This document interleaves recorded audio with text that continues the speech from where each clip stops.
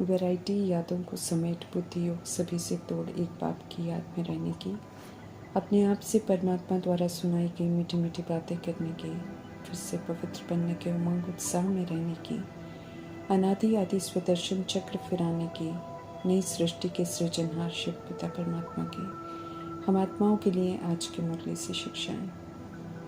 परदर्शन अर्थात दूसरों को देखते रहना, परचिंतन अर्थात दूसरों का चिंतन करना। रावण राज्य में रावण रूपी देह अभिमान के वश होकर यह हम सभी की हॉबी बन जाती है, जिसके कारण स्व अर्थात खुद का दर्शन, खुद का चिंतन करना ही भूल जाते हैं। अनेकों को देखते, उनका चिंतन करते अपना पतन होता ही जा रहा है, इसका ध्यान ही नहीं रहता है। आधा कल्प से दूसरों को देह अभिमान में देखते देखते तो हम सब खुद ही कमी कमजोरियों की खान बन जाते हैं, क्योंकि देह भान में कमियां ही दिखती हैं। कल्याणकारी परमपिता परमात्मा हम आत्माओं के पिता आकर हम आत्माओं का अनादि सतगुणी दर्शन और आदि सतयुगी दर्शन कराते हैं, एहसास दिलाते हैं कि हम सब में विशेषताएं ही विशेषताएं थी, जो पर चिंतन पर दर्शन करने से खत्म हो गई। अभी पुनः समझ देते हैं कि स्व का दर्शन कर स्व चिंतन करो, फिर से अनादि आदि विशेषताओं से कमी कमजोरियों को समाप्त करो और हीरे समान अमूल्य जीवन का अनुभव करने वाले बेदाग हीरा बनो। समझ देते हैं कि औरों की कमियों को देखने और उनका चिंतन करने से हम आत्माएं दाग वाली बन जाती हैं। समझ देते हैं कि स्वदर्शन चक्रधारी बनकर पूरे ड्रामा में आत्मा के पाठ को ध्यान से देखो। बेदाग हीरा आत्मा को कैसे प्रदर्शन और प्रचिंतन ने दागी वाला बना दिया। सर्व शक्तियाँ सर्व गुणों को छीन लिया। ये दो कमियाँ तो स्वच्छ हीरे को भी दागी बना देती हैं, अगर स्वच्छ हीरा इस संग के रंग में आ जाए। पतन का कारण स्पष्ट कर मीठे परमात्मा समझ देते हैं कि मूल बीज पर दर्शन पर चिंतन को समाप्त करो और अब स्वदर्शन और स्वचिंतन करो। स्वदर्शन चक्र फिराओ तो जागृत अवस्था में रहेंगे, किसी भी तरह का पर चिंतन पर दर्शन का धूल और दाग लग नहीं सकता है, बल्कि सदा के लिए बेदाग सच्चा हीरा, चमकता हुआ अमूल्य हीरा बन जाएंगे। विचित्र बाप अर्थात निराकार परमात्मा, जिनका अपना कोई शरीर नहीं होता, क्योंकि वे सृष्टि रूपी ड्रामा में आकर 5 तत्वों का शरीर लेकर इस चक्र में नहीं आते हैं। सृष्टि पर आते भी हैं तो हम विस्मृत हो गई आत्माओं को स्मृति दिलाकर सही राह पर चलना सिखाने के लिए आते हैं। हेवन स्थापन करने, पतितों को पावन, कांटों को फूल, असुर को देवता, शूद्र से ब्राह्मण, ब्राह्मण से फरिश्ता बना देते हैं। ज्ञान गुण शक्तियों के सागर एवं पवित्र शिव पिता परमात्मा गुप्त रीति भारत की भूमि पर आकर अद्भुत कार्य करते हैं। पर काया का आधार लेने से पहले उन्हें मर्जीवा बनाकर पुरानेपन को मिटवाकर शरीर को अधीन करके फिर यूज करते हैं। किसी को आधार नहीं बनाते हैं, जब चाहे आते हैं, जब चाहे चले जाते हैं। पहले सिर्फ साक्षात्कार, फिर साकार मीठी मुरली, फिर अव्यक्त मुरलियों द्वारा पालना करते हैं। बाप, टीचर, सदगुरु, दोस्त, सखा, साजन, बच्चे, सर्व संबंधी की अनोखी अनुभूति करा के दैहिक बंधनों से मुक्त कर देते हैं। उनके प्रकाश स्वरूप ज्योति बिंदु निराकारी चित्र और चरित्र को याद करते रहेंगे तो निराकारी और चरित्रवान बन जाएंगे। समझ मिली है कि जिन्हें भी हम याद करते हैं उनके जैसा बनते जाते हैं। विचित्र बाप ही दी बेस्ट हैं, तो हमें उन्हें ही याद करना है। उन्हें ही याद कर आत्मा का कल्याण होना है, पाप कर्म विनाश होने हैं, पवित्रता की धारणा, दैवी गुणों की धारणा, सत्यता की सभ्यता और दिव्यता, निर्भयता, निर्वैरपन आएगा। अंतमति, सुगति, सदगति सब उनकी याद से ही होगी। ज्ञान गुण शक्तियाँ, खुशी, संतुष्टता सब परमात्मा की याद से ही होनी है। आत्मा का सशक्तिकरण याद से ही होना है। इसलिए मीठे परमात्मा याद में रहने की स्मृति बार बार दिलाते हैं और युक्तियाँ भी बताते हैं कि कैसे याद को निरंतर बना सकते हैं। समझ देते हैं कि घर पर कोई खास जगह में निराकार परमात्मा का चित्र रख दो, उसे कोठरी या कुटिया के रूप में बनाकर बाहर लिख दो कि बाबा आए हुए हैं। फिर खड़ी खड़ी निराकार के चित्र को देखो, सामने बैठो, बातें करो तो रिश्ता जुड़ेगा, फिर सारा दिन याद बनी रहेगी। विचित्र है इसलिए याद भूल जाती है। खास जगह बनाई होगी तो याद दिलाती रहेगी कि हम आत्माएं हैं, परमात्मा के हैं। याद रहेगा कि फिर हमें क्या करना है। निराकार आत्मा स्थूल आंखों से दिखाई नहीं देने वाली आत्मा शरीर में रहते हुए निराकार परमात्मा को याद करना, प्यार करना संगम युग में सीखती है। जब उसे परमात्मा द्वारा परिचय प्राप्त होता है, ये प्यार नया है क्योंकि ये जिस्मानी नहीं है बल्कि रूहानी है। रूह सुप्रीम रूह को प्यार करती है और अतीन्द्रिय सुख की अनुभूति करती है। संगम युग ही समय है जब ड्रामा के कल्प की समाप्ति पर डायरेक्टर ईश्वर का प्यार मिलता है, डायरेक्ट ईश्वर का प्यार मिलता है। सारा कल्प तो देहधारियों से रिश्ते करते हैं, प्यार करते हैं, परंतु अभी तो ऋतु है विदेही बाप से सच्चा प्यार करने की और उनका सच्चा प्यार और अतीन्द्रिय सुख अनुभव करने की, जो कि कभी भी किसी देहधारी से मिल नहीं सकता है। थोड़े समय के लिए सत्य निराकार परमात्मा से नया और अनोखा प्यार मिलता है, जिसे किसी भी हाल में मिस नहीं करना है।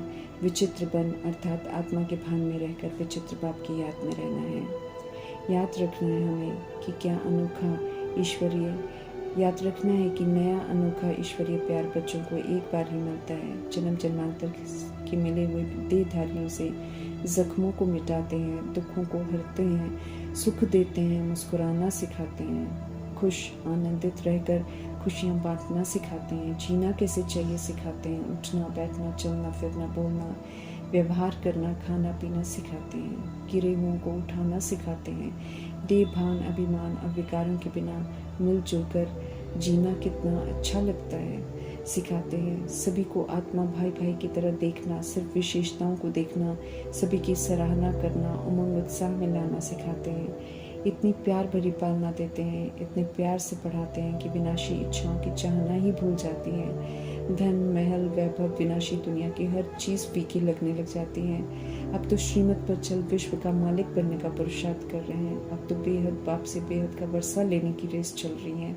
जब तक मुरली मिल रही है, तब तक पढ़ाई चल रही है, तब तक परमात्मा हमारे सम्मुख हैं। जब आत्माएं नरकवासी बन जाती हैं तो मीठे परमात्मा को आना पड़ता है फिर से स्वर्गवासी बनाने। घड़ी घड़ी याद रखेंगे तो पुरुषार्थ का टेंशन रहेगा। समझ देते हैं पावन बनने के लिए विकार तो छोड़ना ही पड़ेगा। हमारा अहिंसक युद्ध अपनी ही कमी कमजोरियों संग है, जिन्हें हम 63 जन्मों से यूज़ करते आए हैं। लेकिन हमें अब समझ मिली है कि ये हम आत्माओं को शक्तिहीन बनाते हैं। ये पराई बुराइयां हैं जिन्हें अज्ञानतावश हमने अपना बना लिया है। याद परमात्मा की निरंतर बनी रहेगी तो मीठे परमात्मा यकीन दिलाते हैं कि जहाँ भी रहते हैं उस स्थान वैकुंठ बन जाएगा, अर्थात अलौकिक अनुभूति होगी। शिव कौन है, क्या करते हैं लोग, भक्ति में उनके आगे बलि क्यों चढ़ते हैं, उन्हें हेवनली गॉडफादर क्यों कहते हैं। अभी संगम युग में चैतन्य में ये कर्तव्य करते भी हैं और समझाते भी हैं। समझ देते हैं कि वे देहधारी नहीं हैं, निराकार हैं, गति सदगति करने आए हैं। इसलिए फरमान करते हैं कि चित्रों से बुद्धि का योग हटाकर अब एक निराकार परमात्मा में एकाग्र करो। हम निराकार धाम से आई हुई आत्माओं को भी याद दिला रहे हैं कि हम सब भी निराकार धाम की रहने वाली निराकार आत्माएं हैं। बुद्धि का ताला खोल समझ दे रहे हैं कि वे सर्वव्यापी नहीं हैं। निराकार बाप की सुनेंगे तो उनकी शिक्षाएं एक्यूरेट समझ में आएंगी। साकार दुनिया में निराकार परमात्मा स्वयं आकर अपनी पहचान देते हैं। बाप ही अपना परिचय दे सकते हैं, बच्चे बाप के बारे में ही बता सकते हैं। इसलिए धर्म स्थापक कोशिश करते हैं परमात्मा का परिचय देने, लेकिन कामयाब नहीं होते हैं। इसलिए परमात्मा को भी धर्मों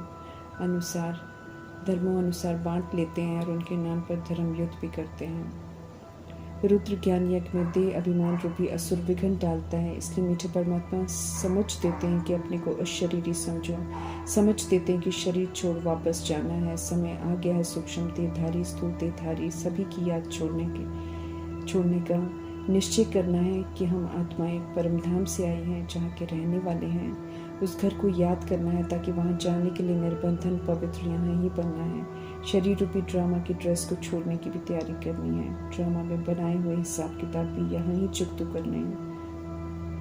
समझ मिल रही है कि नाटक पूरा होता है तो घर वापस जाना होता है, फिर से ड्रामा सतयुग से शुरू होना है। इसलिए कलयुग की सफाई होनी है। समझ से कल्याणकारी परमात्मा की शिक्षाओं प्रमाण चलकर तैयार होना है।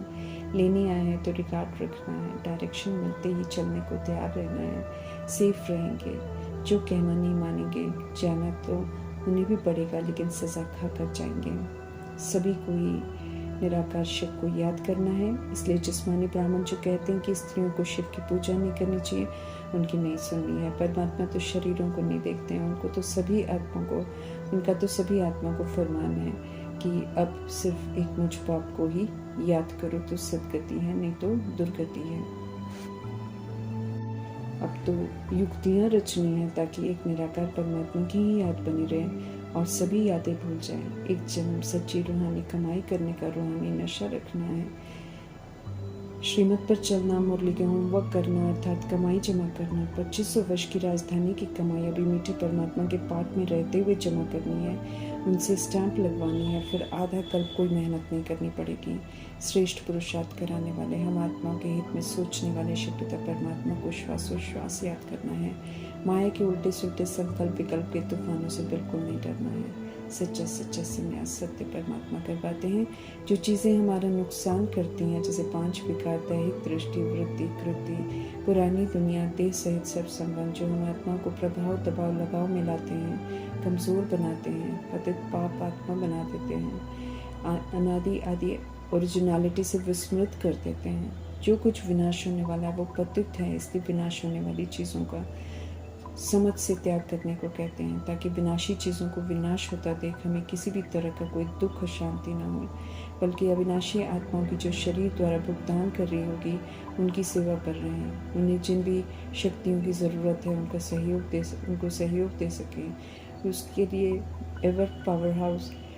पावर हाउस परमात्मा से बुद्धि लगानी है, जो सब शक्तियों के सागर हैं। समर्थ परमात्मा का संग कर हम समर्थ रहते हुए सेवा कर सकेंगे। सच्ची सगाई निराकार परमात्मा से करके फिर वफादारी से निभानी है। अब कोई देहधारी हमारी यादों में नहीं होना चाहिए। देही अर्थात आत्मा है, हम तो विदेही परमात्मा को ही याद करना है। याद भूलनी नहीं चाहिए, इसकी मेहनत करनी है, तभी विजयमाला में हम आ सकेंगे। पतित से पावन बनाने वाले परमात्मा पावन बनाने आए हैं। पावन बनना अनिवार्य है, इसलिए स्पष्ट कर रहे हैं कि यहाँ के लॉ कड़े हैं। समय रहते पावन नहीं बने तो कड़ी सजाओं के भागीदार बनेंगे। सावधान कर रहे हैं कि कोई सुनवाई नहीं होगी। पतित बना पाप है, जिसका हिसाब धर्मराज जरूर लेंगे। समझ दे रहे हैं कि अंत में कोई छिपा नहीं रह सकता, इसलिए वार्निंग दे रहे हैं कि पतित बनेंगे तो सब पत्थर बुद्धि बन जाएंगे, इसलिए इसे कड़ी भूल समझकर बंद करो। तो परमात्मा की सावधानियों को बुद्धि में रखते हुए हम आत्मा को वो कोई भी कर्म नहीं करना है जो मीठे परमात्मा को पसंद नहीं है।